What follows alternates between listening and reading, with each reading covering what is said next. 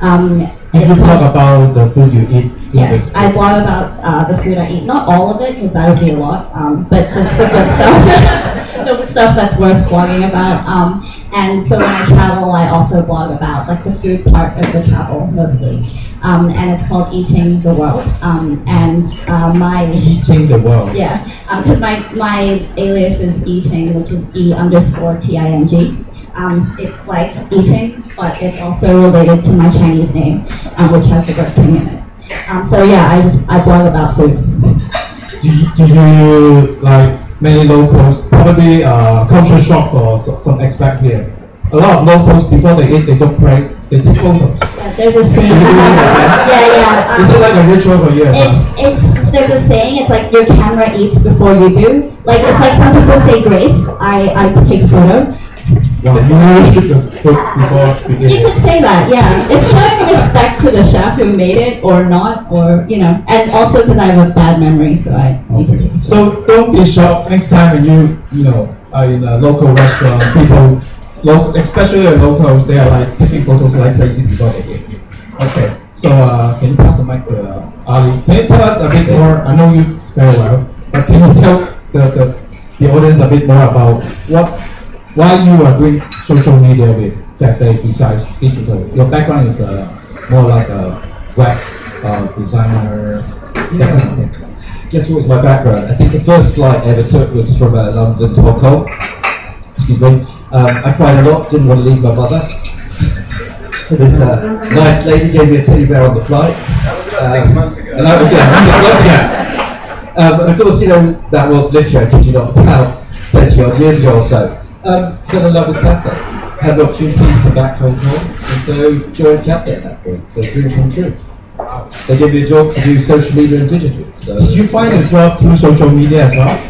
Yeah, actually found it through LinkedIn. Someone contacted me on LinkedIn, dropped me a note and said, Ali, you're at Motorola, I've heard about this job at Cafe. We were just exchanging some emails, and then kind of went from there basically. So it was good. Wow. Very social, very handy of course that I had a LinkedIn profile. Would have been a bit bad being social media manager for Cafe, but I didn't have a LinkedIn profile. Do you have a Weibo account? No. Weibo is the Chinese version of Twitter. Cafe Pacific. Even Casey Lau has one. You should have. Hands up who hates Casey Lau. I'm not the only one. Come on, people. I'm on an anti-Casey Lau fan page. Come on, Jay. Come on. Okay, back to our topic this morning. So what do you think about social media change travel? Well, that's a good question. I think Google, took a presentation of what is it? People look at 40 websites before they make a trip, something like that, some incredible number. When you think about search, when you think about TripAdvisor, all these massive sites now, Facebook of course, Tableau, Mr. Smith, there's such a wealth now of travel information out there, travel bloggers of course, airline-wise, we've got Seat Guru, we've got many of these type review websites. So it has massively changed the industry now, for every airline especially, for every hotel, that's why hotels here. I mean obviously they pay a lot of attention to TripAdvisor and other things.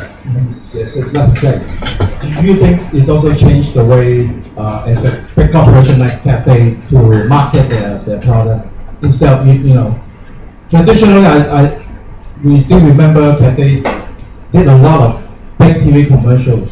Yeah, we don't do big TV 60 seconds commercials. We don't do any more 60-second commercials, that's for sure. We still shoot commercials, but now we put them on YouTube. It's a big change. I'd say, 4 or 5 years ago, the digital budget out of marketing was probably 10%. Now, in terms of media, we probably run about 30% of our media spend. It's now digital. My guess is within the next year, 2 years, it'll be up to 50%. Within 5 years, probably even higher. You've got an old company like Cafe doing that sort of thing. You can see where the trend is moving. Interesting. You mentioned about you put your commercial on YouTube, but have you also considered the audience on YouTube is slightly different from the more passive audience of TV? So the way you produce, have you changed a lot? Yeah, that's true. I mean, obviously it goes on BBC News, CNN, Wall Street Journal. Obviously it does go on TV, Discovery Channel, things like that. The thing about YouTube is you can amplify the TV that we made. Right? So we spent all this money on a TVC, put it on YouTube. Every extra view is really good branding for campaign. So that's how we look at it. Okay. So I want to see, have you ever contacted by any like tourism board or airlines Well, approach you to have some exclusive review for you on your blog? not airlines yet, unfortunately. Not yet.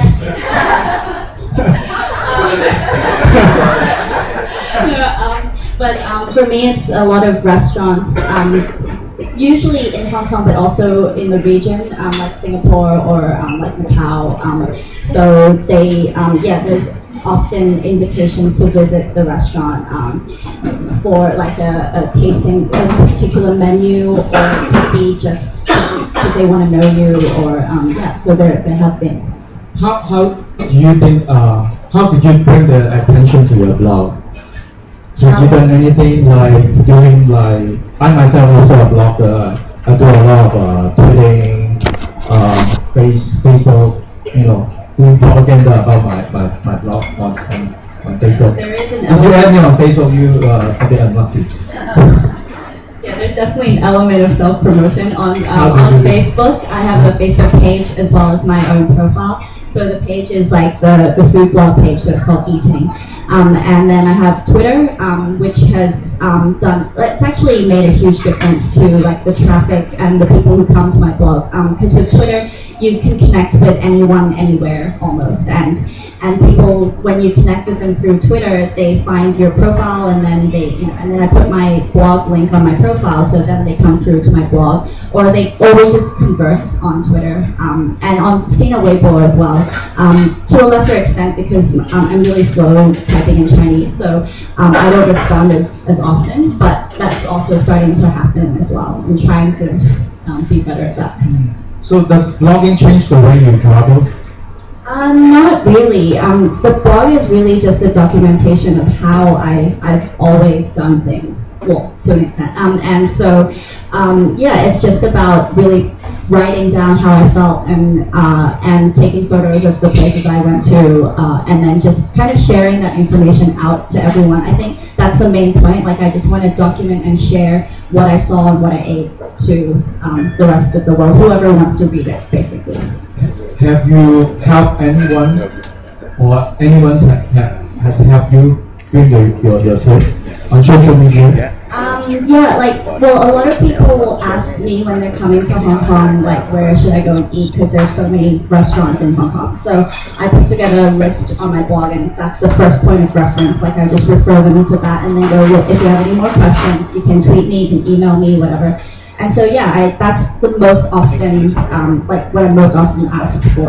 And as for myself, when I travel, I also reach out to bloggers, usually food bloggers as well, because I read a lot of blogs. And so, if I'm traveling to a particular city and I know I've been reading a blogger from that city, then I'll reach out to them and go, hey, I'm a blogger too, it's like represent, and you get that connection straight away. It sounds silly, but it's like you kind of know what each other's doing. You can read each other's blogs, suss it out. And so I get like lists of restaurants and things from people overseas as well. Wow. So can you pass the mic to Tony? I want to ask you the same question. Has social media changed the way you travel? It changes what I know about my current destinations. I'm not particularly someone who wants to go and tick off the travel destinations, the sites and stuff. It's great if I see it, but I'm not so keen on that. That's not my main goal when I travel. It's more about experiencing culture, which is awesome food, meeting people, and learning about kind of different ways of life. And if it happens that I do it in a site, that's fine. And using social media is that connection to the culture, the locals, and that's definitely changed. Have you met any virtual friends you know from social media? All the time. Basically every trip I go to now, I'm meeting at least 4 or 5 people that I've met either through. Any weird things happen or Weird? Well, we tend to eat a lot and laugh. That's weird. No weird things would have happened. Okay. Cool. So, has any, same question again, has any tourism board or airline try to approach you? That's why you are here, Charlie. I pick up. I don't know why. But a lot of hotels or kind of like culture tour groups. So, for instance, on my last trip to Malaysia in early April, I did 2 hotel reviews, one for accommodation website, which is Roomarama, and then a food tour Malaysia review as well. So those are all places that I connected with through social media. Was it sponsored by the tourism board or the? Sponsored by the individual hotel website and the food tour group. So they know that you are traveling to Malaysia, so they approach you. Yeah. So usually when I'm thinking about taking a new trip, I always go to Twitter, go to my blog, and I'll say, hey everyone, I'm thinking of going to Malaysia. What are some things that I can't miss? And people will start just responding. And you know, a lot of the times you do get the, you know, if you go to Paris, make sure you go to the Eiffel Tower. It's like, well, yeah, but that's a good tip, right? You know, like what is really quintessential to, you know, as a local, where do you think is the best representation of your city, your country, your culture? And that's really what I'm looking for, and social media helps me get that information. So it's a very good tip before you travel. Spread the news on Twitter. Oh, I'm going to. So I did the same thing when I was planning for my honeymoon. I said, oh, where should I go? And then someone jumps up. My trip was sponsored by Air New Zealand airline. I went to New Zealand for honeymoon. They didn't sponsor my honey. I get to do that. I want you guys to have some questions, I'm sure. Anyone want to ask our guests here? Anyone about travel blogging? Yes. So just a question for everyone. So, you know, we all hear social media, travel blogging, it sounds all very glamorous. What is the more difficult side or sort of painful parts to blogging that we all don't know about because we don't do travel blogging or food blogging or social media? The first thing that always comes to my mind is the actual transit from point A to B can not always be as smooth as you would like, and that could be a difficult part. But in terms of travel blogging, it's just having that access to internet, to reliable and fast internet. I think we've kind of gotten to an age where we're especially in Hong Kong, we're used to being connected everywhere. On NTR, on escalators, you know, walking around in the taxis. When you get to a place where internet's not readily available, you freak out. You really do. You're just like, oh my god, I can't Instagram, I can't tweet anything. What am I going to do? So that's that moment of social media hell, I guess. You can't tweet in China. Yeah, that's what Weibo's for. Yeah. I'm like surgically attached to my phone. So when I was in the States and I couldn't get internet like 3G, well, I can get 3G. I have Edge. Like but one of the things I want to say about travel and food blogging is it's not that glamorous. It's not like we make millions of dollars from it, and I don't even have advertising on my blog, so I make no money. I actually. Why are you still so skinny? You're doing food blogging. Wow. When you enjoy food, you don't like overeat. Okay. But yeah, so like it's not actually that glamorous. You do it because you love to do it, but it's not like, you know, we get ferried around in Rolls Royces between restaurants and hotels, and you know,